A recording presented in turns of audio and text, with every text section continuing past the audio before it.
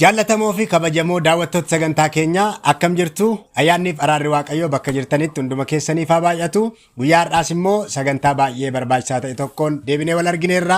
Waaqa carraa nuuf kenneef galanni guddaan haa ta'u jechuun barbaada. Galanni waaqayyoof haa ta'u. Isinis immoo jaallattanii yeroo keessan kennuudhaan sagantaa keenya daawwachaa waan jirtaniif waaqayyoo guddaa isin haa eebbisu. Yeroo jalqabaa kan isiniif ta'e immoo baga nagaan dhuftanii sagantaa kana qopheesse kan isiniif dhiyeessu warra nan beekneef ani luba Eliyaas Addunyaan jedhama. YouTube chaanaalii jireenya guutuu irratti argamna. YouTube chaanaaliin kun egaa karaa adda addaa tajaajila gara garaa jireenya keenya guutuu taasisuu danda'u. Kana jechuun egaa jireenyi tokko guutuu ta'uudhaaf wantoota inni keessa darbuu qabu jira. Hawaasummaatiin ta'uu danda'a, karaa hafuuraa akkuma kana kallattii garaagaraatiin qaamaan sammuudhaan namni tokko jireenya isaa guutuu ta'uu qaba. Qabxiiwwan kana kan of keessatti hammatu duraa duubaan tajaajila bal'aa isiniif qabatee kan dhiyaatu YouTube chaanaalii keenyadha jechaadha. Kanaaf subscribe godhaa jechuu barbaada. Haa ta'u malee jalqaba kana dursa kenninee fi kan nuti irratti dubbataa jirru waaqayyo kan ittiin nu eebbisaa jiru karaa jireenya gaa'ilaati jechuudha. Dhimma gaa'ila wajjin wal qabatu gorsa adda addaa keessumatti dargaggootaaf warra ganaa gara gaa'ilaatti seenanii fi gaa'ila keessa jiraniif isaan kanaaf gorsa adda addaa kennuu irratti argamna jechuudha. Isinis sagantaa kanaan akka eebbifamaa jirtan karaa adda addaa nuuf ibsaa jirtu. Caalmaattuu immoo kan baay'ee nutti tole gaaffii garaagaraa karaa miidiyaalee hawaasaa dhiyeessaa jirtaniif baay'een isin galateeffachuu barbaada. Galatoomaa har'as gaaffii keessan keessaa tokko deebisuudhaafanii dhufee jechaadha. Yeroo darbe akka yaadattanii namoonni otoo amantiin qabaatiin walitti dhufanii isaan keessaa tokko waaqayyotti yoo amanate jarreen kun amantiin isaanii gargar ta'a, gargar ba'uu qabu moo wal faana jiraachuu qabu kan jedhu gaaffii gaafatamee irratti deebii kenneen ture. Isa sana duubatti deebi'aa ilaalaa jechuun barbaada. Waan nama barsiisu baay'ee of keessaa qaba. Amma immoo dabalataan sanaa wal qabatee gaaffiin na qaqqabe maalidha?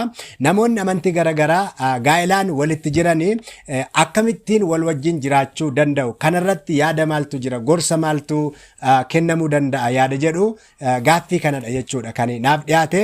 Kanaaf egaa isa kanarratti waliin dubbannaa jechuudha. Har'amoo namoonni gaa'ilaa walitti hidhamanii amantii adda addaa qabaatan garuu gaa'ila tokko qabanii akkamittiin jiraachuu danda'u? Jireenyi isaanii adeemsa akkamii yoo hordofe gaariidha kan jedhu qabxiilee muraasa gara qabxii 7 ta'an isinitti himuun barbaada. Baay'ee ittiin eebbifamtu hiriyoota keessan haalota akkasii keessa jiraniif illee qooduu dandeessu jechuudha. Hamma dhumaatti na wajjin tura. Akkuma kana viidiyoo keenya like gochuudhaan jalqabaa. Egaa rakkoo ammaa kana yoo laalle sababii garaagaraatiin namoonni gaa'ilaan walitti hidhamanii amantaa adda addaa keessaa yommuu isaan walitti dhufan jira. Macaafni qulqulluun kan jedhu inni guddaaniif inni hangafa namoonni waa'ee gaa'ilaa yommuu yaadanii dargaggoonni gaa'ila hundeeffachuutti yommuu seenanii amantii garaagaraa keessaa otoo hin taane amantii isaanii keessaa fuudhuu qabu kan jedhu qajeelfama macaafa qulqulluuti. Amantii isaanii keessaa fuudhuu qabu. Maaliif amantii isaanii keessaa fuudhuu jechuun gaa'elli inni jalqabaa yaadaan tokko ta'uudha, walitti dhufuudha. Waan hundumaatiin tokko ta'utti dhufuuf deemu waan ta'eef inni guddaaf inni hangafaa amantiidha. Maaliif amantiin dhimma lubbuu wajjin wal qabata, dhimma jireenya bara baraa wajjinii wal qabata, dhimma waaqayyo wajjinii wal qabata waan ta'eef gaa'elli immoo bu'uurri isaa hangafni isaa waaqayyoodha. Kanaaf dursa argachuu kan qabu dhimma amantii keenyaati. Egaa kutaa kitaaba qulqulluu keessaa yeroo darbe wajjiniin ilaalle ture. Maatiyos boqonnaa 6:33 irraa sagalee waaqayyo maal jedha? Duraan dursitanii yaada keessan mootummaa waaqaa fi qajeelummaa isaa barbaaduuttidha. Kana booddees immoo kan isin barbaachisu hundumtuu itti isiniif dabalama jedha. Waan hundumaafu pirinsipiliin kun hin hojjeta. Gaa'elaafis jechaadha. Kanaaf amantiin dursuun baay'ee barbaachisaadha. Gaafa amantiin dursu immoo nama amantii keenyaa keessaa ilaaluun dirqama jalqaba jechaadha. Haa ta'u malee sababii garaagaraa maaltu ta'uu danda'a? Namoonni amantaan isaanii gargar ta'ee gaa'ilaan walitti dhufuu danda'u. Ilaalcha amantaa garaagaraa qabaatanii gaa'ilaa walitti dhufuu danda'u. Qabxii 3 kaasuun barbaada isaan keessaa. Tokkoffaa otoo beekumsa gahaa hin qabaatiin kuni dhuguma balaa qaba, gaa'ila keenya hin miidha jedhanii otoo hubannaa hin qabaatiin namoonni gaa'ilatti seenan jiraachuu danda'u. Dabalataan immoo hubannaa malee erga gaa'ila dhaabbannee booda hin qaqqabna. Isa kana amma kan dursu gaa'ila keenyadha. Jaalala keenyatu dursa. Dhimma amantii booda hin qaqqabna yookaan immoo erga wal fuunee booda erga walitti heerumnee booda maal gochuu dandeenya isa kana raawwachuu hin danda'a jedha jechuudhaan waadaa hin taane walii galuudhaan hubannaa malee gara kanatti seenamuu danda'a jechuudha. Haa ta'u malee wanti waadaa akkasiitiin seename yeroo baay'ee hin kufa booda nama rakkisa jechuudha. Namni waadaa isaa hin eegu. Kanaaf hubannaa malee erga gaa'ela dhaabbannee booda jechuudhaan dhufa. Matumaa waadaa akkasii hin galiina, waadaa akkasiis hin fudhatina. Erga akkas goonee booddee guyyaan sun yeroon sun darbee booda jechuudhaan wanti ta'u hin jiru. Yeroo baay'ee kufaati dargaggoota baay'eetu sanaan miidhameera, gaa'ela baay'eetu sanaan balaarra bu'eera jechaadha. Kanaaf isa sana otoo hin xumuriin dhimma isa sanaatti darbuun baay'ee qormaatatti nama fida. Yookaan amantii kee irraa si kaachisa, waaqayyo irraa si kaachisa, yookaan immoo gaa'elli kee akka inni diigamu taasisa jechuudha. Kanaaf balaa guddaa kana qaba waan ta'eef of eeggachuun barbaachisaadha. Sadaffaa immoo erga wal fuudhanii tokko amantii fudhachuudhaan tokko immoo amantii diduudhaan carraan amantii adda addaa mana tokko keessatti uumamuu olaanaa ta'a jechaadha. Kanaaf kanneen sababa namoonni amantii garaagaraa mana tokko keessatti gaa'elaa wal wajjin jiraatan uumuu danda'a jechaadha. Haa ta'u malee isaan kun akkamittiin wal wajjin jiraachuu danda'u? Yeroo darbe kan gaafatame gargar ba'uu qabu moo wal wajjin jiraachuu qabudha? Gargar ba'uu hin qabani, wal wajjin jiraachuu qabu. Yoo inni hin amanne suni fedhii isaa ta'e filannoo isaa ta'e garuu gargar ba'uun mirga isaati hin danda'a. Haa ta'u malee garuu inni kun filatamaa miti.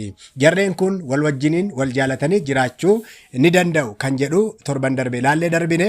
Egaa adeemsa akkamii keessaa darbanii wal wajjin jiraachuu danda'u? Maal hordofuu qabu kan jedhu yaada gaggabaabaa qabxiilee muraasni kaasuun barbaada. Yeroo waliin jiraatan kana inni guddaan namoonni amantiitiin gargar ta'anii qabxii isaan hordofuu qabanii yaadni gorsi isaaniif kennamu tokko inni jalqabaa waliif marii ifaa ta'e qabaachuun barbaachisaadha. Waliin ta'anii marii yeroo marii waliinii qabaachuun barbaachisaadha. Open communication. Ifaa ifatti maal ta'uu qabu? Bilisummaadhaan waa'ee kanarratti waliin dubbachuu danda'u qabu. Inni tokko isa tokko irratti olaantummaa kan agarsiisu otoo hin taane iftoominaan bilisummaadhaan dhimma kanarratti waliin dubbachuu qabu. Dhimma amantii isaanii irratti waliin dubbachuu qabu jechaadha. Yommuu waliin dubbii taasisanii waa'ee waan amanan sanaa maal godhu? Waliin dubbii taasisu. Hin mari'atu jechaadha. Hubannaa waliif kennu. Yeroo kana maaltu dhufaa? Macaafni qulqulluun waa'ee waan amanan sanaa maal akka jedhu sagalee waaqayyo maal akka jedhu isa kanarratti maal gochuun hin danda'ama? Hubannaa walii kennuun hin danda'ama jechuudha. Hubannaa waliif kennu sana booddee namni kun hubannaa argata jechuudha. Maal akka walirraa eeganillee adda baafatu. Amantiin sun maal barbaada? Maal hin barbaadu? Wanti isaan eeguu qaban maalidha? Wanti dirqama ta'e isaanirraa eegamu maalidha? Daangaan isaanii maali isa jedhu? Wanta walirraa eeganillee inni isheerraa maal akka eegu, isheen isarraa maal akka eegdu isa kana adda baafatu jechaadha. Sirriitti yeroo fudhatanii dhimma kanarratti waliin dubbachuun baay'ee barbaachisaadha. Inni kun isa jalqabaati. Waa baay'ee argatu. Walitti bu'iinsa hanqisuudhaaf kabaja guddaa waliif qabaachuuf inni kun gaariidha jechaadha. Kanaan ala dallansuutiin yoo ta'ee fi calluma hidhanii kan waliin jiraatan yoo ta'e inni kun rakkoo hammeessuu danda'a. Ifaa ifatti waliin haasa'uu fi waliin mari'achuu danda'u qabu jechaadha. Inni jalqabaa isa kanadha.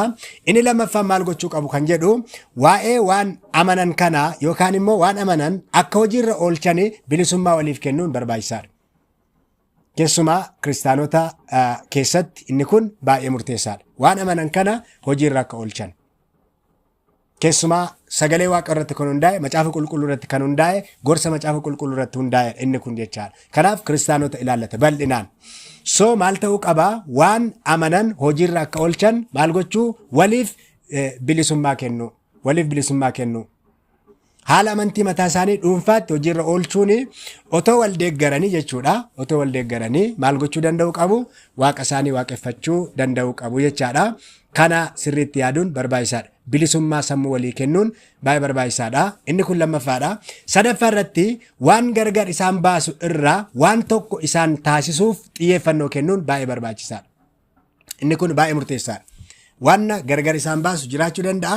Waan gargar isaan baasu sana keessa adeemsa keessa, marii keessa, qo'annaa keessa, turtii keessaa waan hubatan baay'ee qabaachuu danda'u ta'a. Garuu hamma isa sana hubachuurra qaamni tokko gahutti maaltu barbaachisaa? Waan tokko isaan taasisuu irratti vaaliyuu kennuun baay'ee barbaachisaadha. Macaafni qulqulluun tokko, gooftaan amannu tokko, Kanaaf kun tokkummaan cimsuun baay'ee barbaachisaadha jechuudha. Kanaaf waan gargar isin baasurra waan tokko isin taasisu isa cimsaa, isa jabeessaa, shared values kan jennu jechaadha. Inni kun baay'ee barbaachisaadha. Bu'uura guddaa hariiroo namoota kanaa ta'uu danda'a jechuudha. Inni arfaffaan murtii waliinii fi gamalachuun fudhatama qabu waliin dabarsuun baay'ee barbaachisaadha. Yeroo murtiin murtaa'u waan tokko yommuu disaayidii godhanii maal gochuu qabu? Gamalachuun ilaalamuu qaba jechaadha. Decision making on religious matters. Warra waa'ee dhimma amantii isaanii sana ilaalchise waan isaan murteessan waliin ta'uu qaba jechuudha. Fakkeenyaaf waa'ee daa'imman isaanii irratti ta'uu danda'a, wantoota adda addaa irratti ta'uu danda'a, waan amantiin ishee gaafatu isheen raawwachuun, waan amantii isaa gaafatu inni raawwachuun kanarratti kanaan kan wal qabatu ta'uu danda'a. Isa kana yommuu murteessan murtee waliin taasisuun baay'ee barbaachisaadha. Kanaan ala qaamni tokko qophaa yoo murtee godhate inni kun qormaan isaa hammaachuu ni danda'a jechuudha. Kanaaf mariidhaan yommuu mariin mari'atamu immoo murteen immoo kan waliin gamalachuu kan ilaallatu ta'uu qaba jechuudha. Guddisa daa'immanii ta'uu danda'a. Ijoolleen amantaa isa kam akka deemtu gaaffiin jiraachuu danda'a. Isa kana mariidhaan murtee waliin dabarsuun baay'ee barbaachisaadha jechuudha. Qabxii shanaffaan waa'ee amantii walii isaanii barachuun isaan irra jiraata. Yaada banaa ta'e qabaachuun barbaachisaadha. Dhimma amantii ishee yookaan immoo dhimma amantii isaa walii isaanii kana wal barsiisuun barbaachisaadha. Barachuuf qophaa'uun barbaachisaadha. Namoonni tokko barachuun barbaadan, waa'ee amantii barachuun barbaadan. Haa ta'u malee waa'ee amantii barachuun baay'ee barbaachisaadha. Waa'ee macaafa qulqulluu sirriitti barachuun barbaachisaadha. Hubannaa argachuun, beekumsa argachuun baay'ee barbaachisaadha. Amantii isa tokko inni tokko yoo beeke hin fayyada malee waan isa miidhuu hin qabu jechaadha. Cubbuus miti jechaadha. Kanaaf barachuudhaaf yeroo hundumaa yaada keenya banaa gochuu qabna. Yaada isaanii banaa gochuu qabu jarreen kun lamaan jechaadha. Sana keessa maaltu jira? Wal hubannaatu jira jechaadha. Hariiroo isaanii cimsuutu jira jechaadha. Inni gaaffii qabu, gaaffii isaaf deebii argatee akkaataatti inni tokko amantii isa tokko hubatee wal duukaa bu'uu danda'an sana keessa jaalalaan haala mijeessuun hin danda'ama. Waaqayyo sana keessa hojjeta baay'ee. Miira baratummaatiin taanee sagalee waaqayyo barachuudhaaf yommuu teenyu waaqayyo isa kana itti fayyadama, karaa sanaa dhugaa nu ibsuu danda'a jechuudha. Kanaaf inni kun abbaan dhugaan bira jiru akka beekamu gargaara jechaadha. Egaa mana tokko keessa namoonni amantii lama yoo qabaatanii isa tokko bira dhugaan jiraachuu hin danda'a. Baay'ee dhugaan baay'ee miti. Dhugaan iddoo tokko jirti. Namni tokko dhugaa qabaachuu danda'a. Inni dhugaa qabu sun dhugaan isaa akka beekamuu fi akka duukaa bu'amu haala mijeessuu hin danda'a. Waaqayyo sana keessa gargaara waan ta'eef waa'ee amantii isaanii waliin barachuun baay'ee barbaachisaadha. Qorachuun baay'ee barbaachisaadha. Jaaffaa irratti yaadni jiru maal inni? Yaada maatii, hiriyaa fi dhimma ayyaanota adda addaa wajjin kan wal qabatu irra kan darbe gaa'ela isaaniif xiyyeeffannoo guddaa kennuun baay'ee barbaachisaadha. Gaa'ela isaanii sanaaf. Gaa'elli isaanii sun yoo diigame wantoota baay'eetu diigamuu danda'a. Balaa baay'eetu dhufuu danda'a. Rakkina baay'ee dhufuu danda'a. Kanaaf namoonni tokko maal godhu? Hiriyoonni tokko kan nama dhiiban jiru maatii ta'uu danda'a. Dhimma adda addaa ayyaana wajjiniin wantoota adda addaa wajjiniin wal qabate kan qormaata keessa wal galchan jiraachuu danda'u ta'a jechaadha. Inni kun garuu barbaachisaa miti. Wanti guddaan barbaachisaan maal inni? Gaa'ela sanaaf dursa kennuudha. Gaa'elli sun dhaabatee turuu qaba jechuudha. Kan ammoo gochuun kan danda'amu akkuma jalqaba kaafne kabaja walii kennuudhaan, marii walii gochuudhaan, murtee waliin dabarsuudhaan, bilisummaa amantii isaa nam tokko bilisummaatiin gaggeeffachuu qabaachuudhaan, isa kana gochuudhaan haala kana gochuun hin danda'ama jechuudha. Torbaffaa irratti kadhannaa waliin gochuudhaan, waliin kadhachuudhaan yoollee amantichi gargar ta'e wanta adda addaa kan barbaadu ta'e garaagarummaa kadhannaa waliin irratti garaagarummaa kan qabu yoo ta'e akka amananitti waaqayyo waliin kadhachuun, waliif kadhachuun baay'ee barbaachisaadha. Waliif kadhachuu inni isheef isheen immoo isaaf kadhachuun baay'ee barbaachisaadha. Sana keessa waaqayyo hojjeta. Gara dhugaa beekuutti isaan fiduu danda'a waan ta'eef jechaadha. Qabxiiwwan kun akkaataa namoonni gaa'elaan gara ta'anii jiraatan waliin jiraachuu danda'an keessatti isaan fayyada kan jedhame qabxiilee waan dubbiserraa kanan isiniif qoode jechuudha. Macaafa qulqulluu dabalataan inni kana keessatti beekamu kan qabu garuu sararri diimaan jiraachuu qaba. Sararri diimaan jira. Sararri diimaa jechuun maal jechuudha? Inni tokko matumaa komproomaayizii gochuu kan hin dandeenye. Namni dhugaa qabu tokko dhugaa sana komproomaayizii gochuu kan hin dandeenye. Sagalee waaqayyo irratti kan hundaa'e, dhugaa irratti kan hundaa'e, namni waaqayyoon karaa dhugaadhaan waaqessu wanta inni waaqessu amantii isaa kana dhugaa inni fudhate kana irratti dhiibbaa kan geessisuuf isa sanarraa gara biraatti kan deebisu humnaan wanti dhufu yoo jiraate inni kun sarara diimaa jedhama.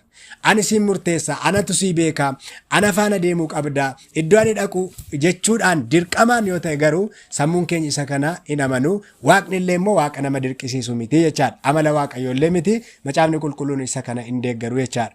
Kanaaf yeroo baay'ee qormaanni hin mudata kana keessatti salphaan ta'u namni Kiristoosiin gaafa amanu mataasaa qormaataaf karaa baay'een isaa saaxilama jechuudha. Maaliif seexanni isa kana hin jaalatu waan ta'eef ari'annaan adda addaa ka'uu danda'a.